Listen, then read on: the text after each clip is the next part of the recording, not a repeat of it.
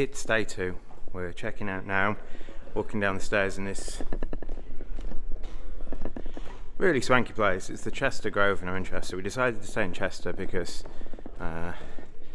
2 of my team, even if not 3 of my team, are foodies, and the choice for restaurants is better in Chester, and it's just nicer to stay in nicer places. So really nice place. I had breakfast here this morning. We went to a steak place last night, and we're going to do Swiss teams today. Our team is Magnus, Helen and Chuka. So if you didn't see the video from day 1, I'll introduce you to the team in just a second, and we're about to get a taxi to the venue. So here's the team. We have Magnus. Hello. We have Helen, the Dane. Hello. And we have the big man himself, who's just checking out. So we're going to get an Uber. We've got about an hour before play starts, and so we're going to rock up to the venue. And discussion at dinner last night centred on the fact that there's no trophy for the teams, and which of our team was going to buy a trophy when we win it. So let's hope that isn't just hubris and jinxing things, and it's just a bit of a playful banter. And so we're going to play today. There's not many teams today, but I'll bring you all the hands you know and love in just one moment. So we're back. We're here at the venue. We're ready today. I think Ollie's lost some people due to the floods. I think we've only got 11 teams today, which is fine. We'll just have to do our best. There've been bigger congresses, but it's been super friendly, really nice, and my guess is we're favoured, I guess, maybe to, well, we should be top 3ing it, and then we'll just see. But it's, I know one day Swiss, anything can happen. All it takes is for you to lose one match big, and if that team then goes on undefeated, there's nothing more you can do about it. So maybe they'll allow repeat with such a small field. Maybe they'll allow repeats going into the last match, which would benefit us, I guess. If we're not first, we then get a chance to overtake first, but I don't think they'll do that. And I don't think they'll do as multiple teams either, because it was advertised as Swiss. That's what we're going to do. So looks like we're sat over there. I was going to have a chat with Oliver Cowan, but he's not here, so maybe we'll get him later in the video. But yeah, he runs like 9 different events this year. He runs some events for the EBU, some for Yorkshire, and some for himself. And this is one of his. I think this is one of his own ones here, but he's taken over the North Wales Congress from whoever used to run it. So he's doing a good job, and he's good at drumming up people who will travel for these events, which is what you need. Like a year ago, I went to the Scarborough Congress, and they went down from 80 tables to 18, in between, before and after COVID. And so obviously you need someone to get people back to live congresses, and Ollie's one of those people, so well done, Ollie. So we've just finished the first round. We had quite an eventful set. I've just made a coffee and walked away with it. I walked away without it, so let's go back and get my coffee. But the room was starting to fill up with people, so I thought I'd walk somewhere quieter. There's my coffee. There's Magnus. Hello. So there was a hand, not a complicated hand, but you pick up king to 3. Oh, what you've got the hand on screen anyway. You've got the king to 3 spades and the ace of diamonds, and they bid unopposed to 4 hearts. But on the way, the left-hand opponent shows a game-forcing heart hand and Q bids clubs. So it goes a diamond, a heart, and no trump. Check back. Show 3 card heart support. 4 clubs, queuing clubs. 4 hearts, sign off. PPP. And Magnus needs a 6 of spades, and dummy goes down with what you can see now. So you're defending 4 hearts, and you're playing teams, and so they play a low spade at trick 1. They don't play the jack, they play low. And I think what you should do if you've got the queen in Declarer's hand is play the jack. It just confuses the issue. So they play low at trick 1. And so I know Declarer's got the queen. I know Magnus is leading from a double ton or 3 low or something like that. I doubt Declarer's got 5 spades. There's no point in getting Magnus a rough. And it's unlikely you're going to beat this contract. If they were making a slam try and looking at dummy here, are you really beating it? You could try and play a club through and hope that Declarer was cubing the king or something. But what's the most likely way to get more tricks? Well, if you listen to the auction, the hand on your left, declarer, has cubed clubs, and then their partner bid 4 hearts, and then they passed. Now, imagine if declarer has king and queen of diamonds. Their partner didn't cue diamonds, but they might still move. So often when partner bids 4 hearts on this auction, declarer's got king empty or queen empty of diamonds and he's less sure about diamond controls. And so if they've got king to 3 or king to 4 is great because you can actually have a chance of beating this now, or queen to 4, you can get partner a diamond ruff. And to do that, you need to play a low diamond. You need to play a low diamond for several reasons anyway. Whenever they've got the king, you need to make them have a guess. And whenever they've got the queen, you need to let partner win the first diamond so that you can win the second one and potentially give him a ruff. So at trick 2, I switched to a low diamond. I switched to the 2 of diamonds, some ace 4 2. And you should be playing attitude switches here. So if I didn't want a diamond back, I could play a higher diamond. So when I play the 2 diamonds, it says I've got something in diamonds to partner. So partner can return one if they win the king or the queen. And so I played a low diamond and declarer played low, mags from the king, played a diamond back to me, brilliant. I played a 3rd diamond and declarer roughed it, okay, fine. But so you make, they just make 10. So we weren't beating this as it went, but that's the best chance to beat it. And not necessarily, imagine you're playing match points as well, it's the best chance to keep it to 10, potentially. You know that these spades are set up for declarer, so if Magnus has led from like 3 or 4 low in spades, you know that all these spade discards here. And if you listen to the auction, declarer made a slam train, signed off opposite nothing in diamonds. I think a diamond is the right switch, and if you're going to switch to a diamond at teams, you need to switch to a low one. So if you found that, well done. So this was some excellent play by Helen Rose. It's a defensive hand. We don't get many of these when we kind of talk through the hands. And they didn't give him the exact bidding, but South opened a week 2 in hearts.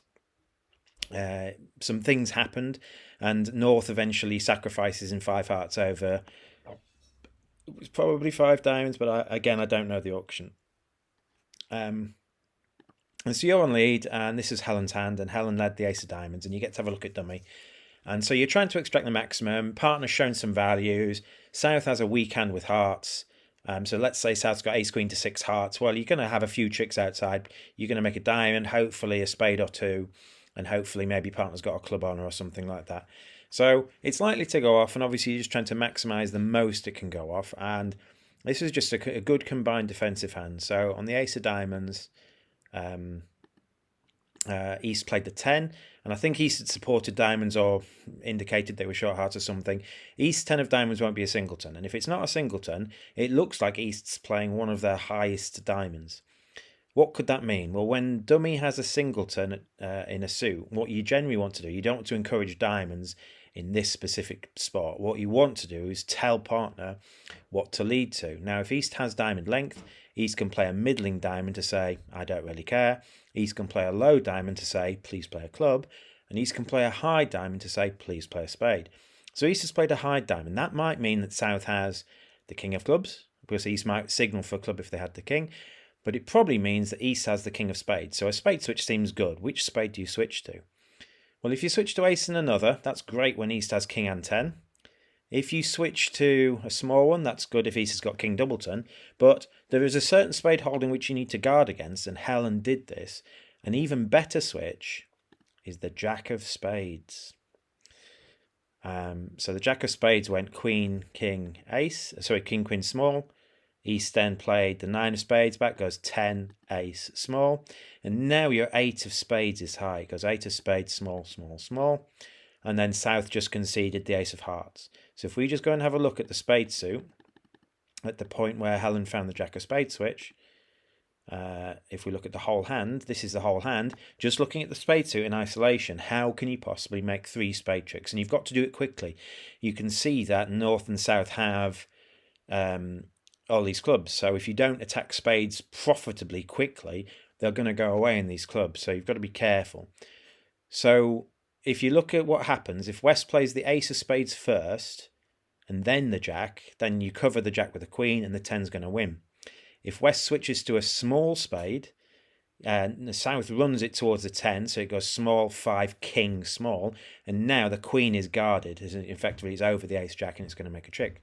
So the only spade switch, the only card in your hand that gets 800 at this point is the jack of spades, and it's called a surround play. You're surrounding the 10 of spades. You're playing the jack to kill the queen, and then you've got ace 8 over the 10. Now you'll notice if East has king 10, it doesn't matter. This just clears things up for them. If East has king empty, it doesn't matter because South will have 10 and 9 and there's nothing much you can do. But when East has exactly king 9, this gets 800. It was just a fantastic piece of defence. East helped a trick one by signalling for spades, and West did a great job by switching to the jack. So well done, teammates. That got us some imps in.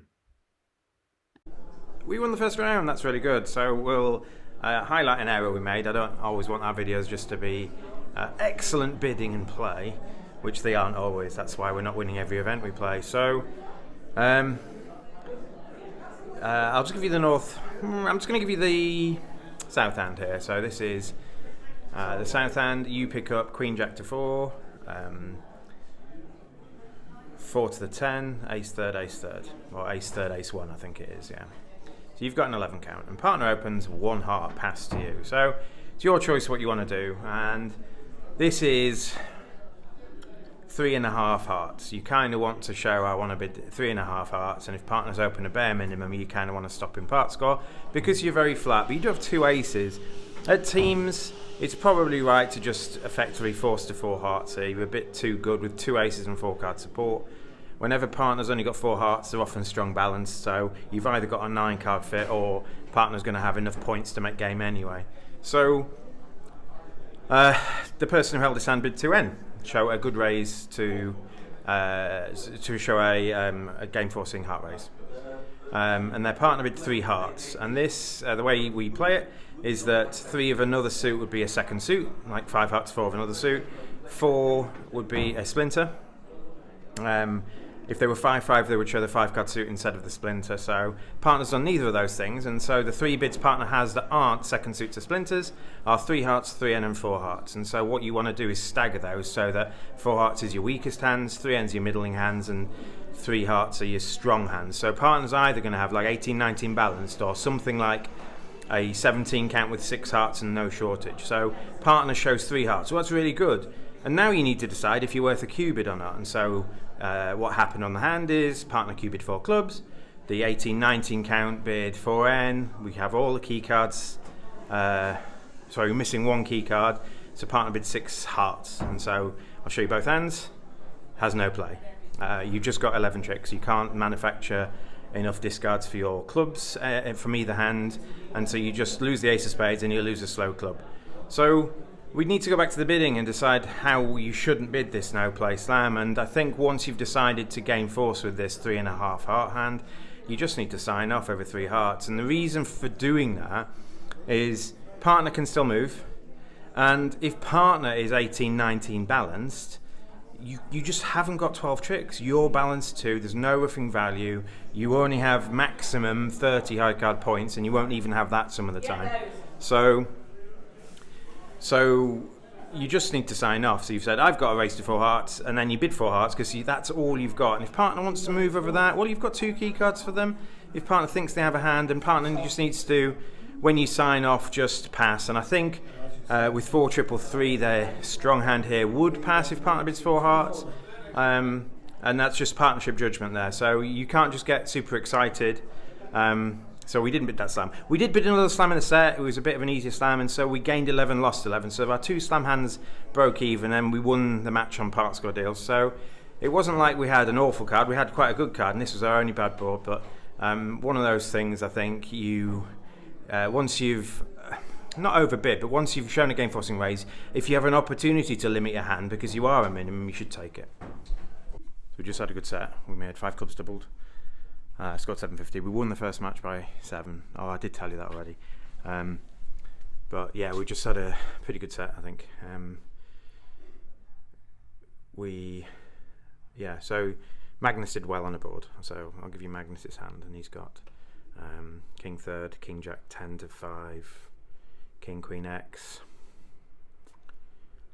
Jack 1. And I opened a no trump, and Magnus transfers to hearts. And everyone's vulnerable. And the next hand bids 2 spades. Pass to Magnus. And Magnus has got like a flat 13 count with no aces. So what do you do? Well, I think he made the first good bit of the hand. I think he doubled, and I think doubling potentially he's happy to defend 2 spades double if that's what it ends up being.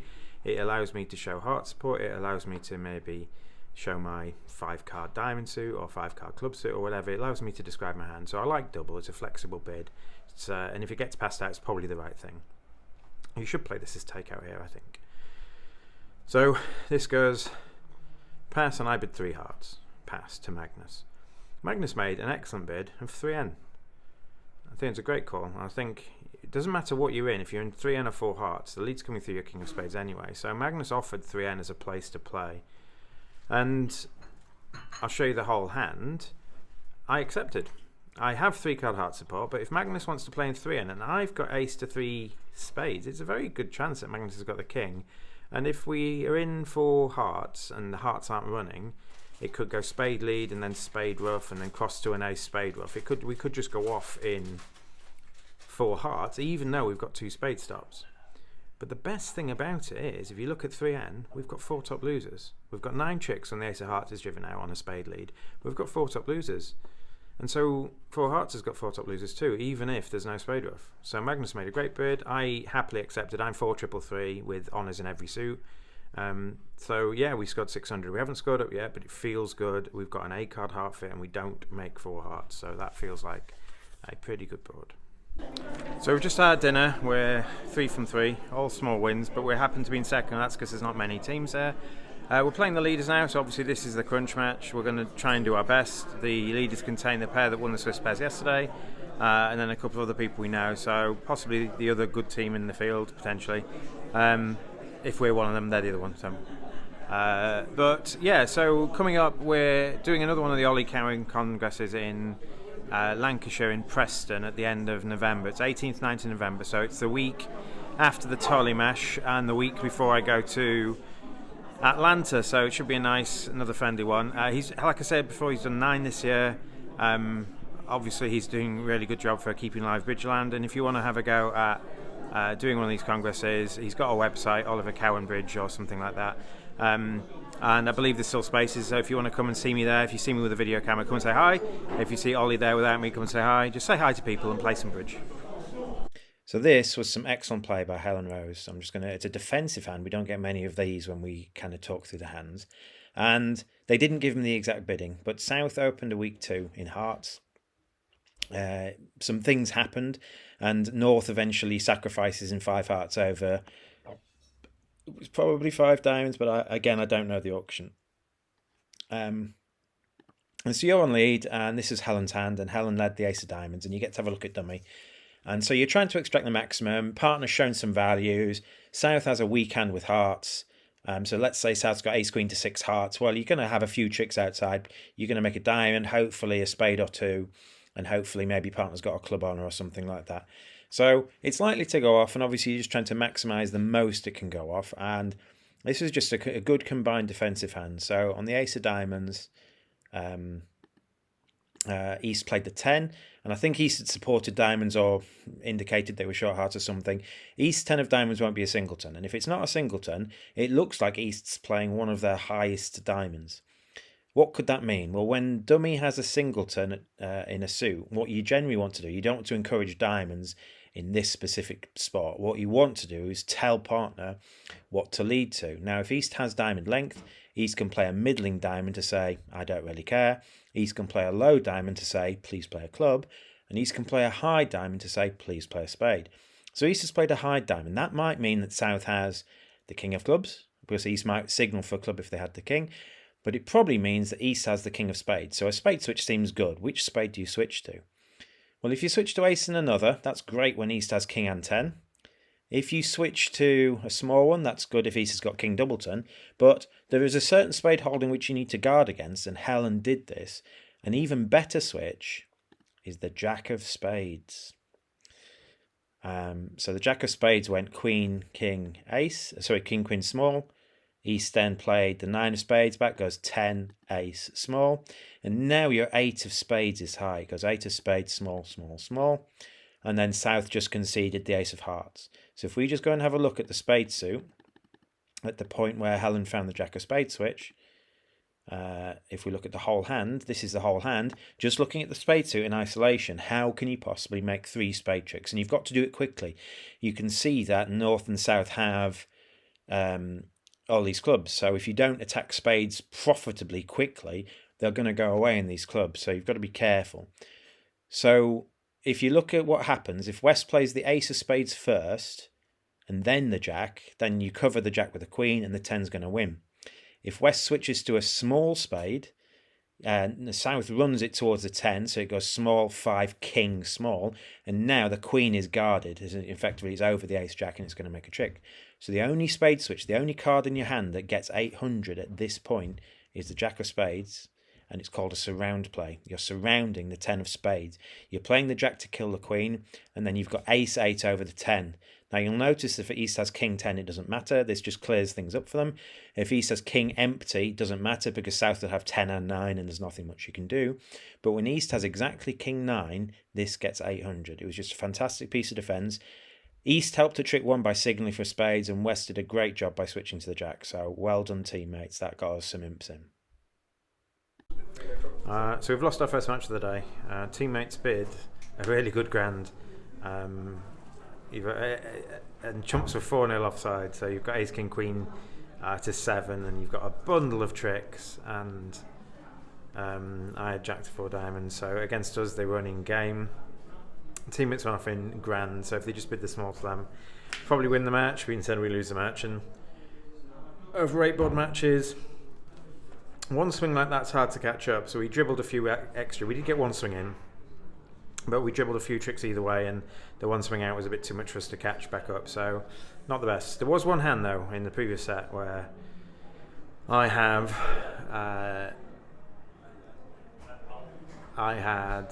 ace queen 9 x of hearts, a king 10 9 to 4 clubs. I've got a doubleton spade and 3 diamonds to the jack. And they bid 1 diamond, 1 heart on my left, 1 N on my right, 3 N on my left. So it's you to lead when it's effectively gone a diamond, which could be, I think it could be 3, a heart, 1 N, 3 N. What do you lead? Well, you've got 10 points, you've got the majority of the defensive strength, so partner's going to have like 1 card. I toyed with leading the Queen of Hearts, honestly.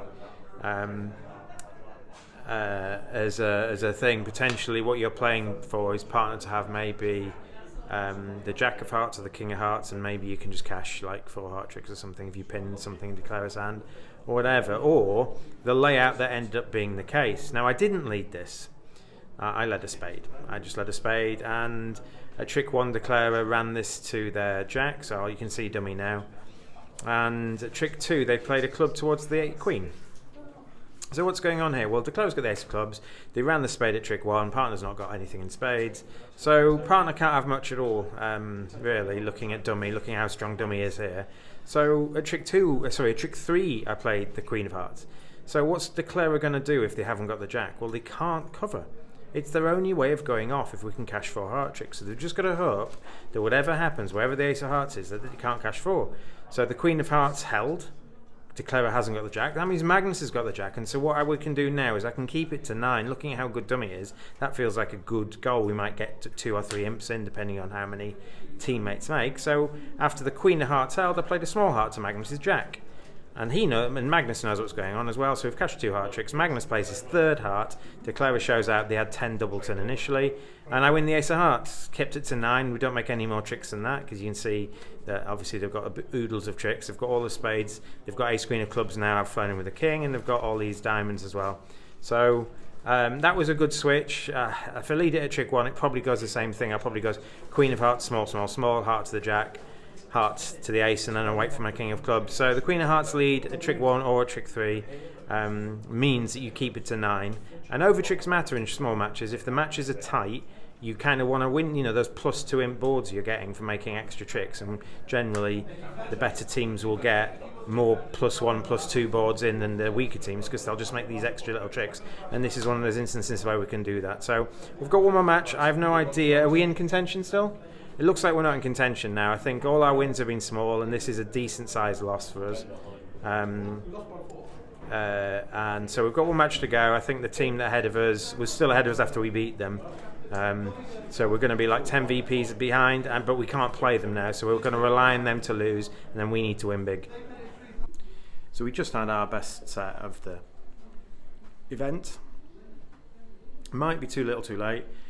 For us to win the event, this is the sort of set we need, and we need the other teams above us. I think we were 4th going into that. We need the other teams above us to lose or not win big.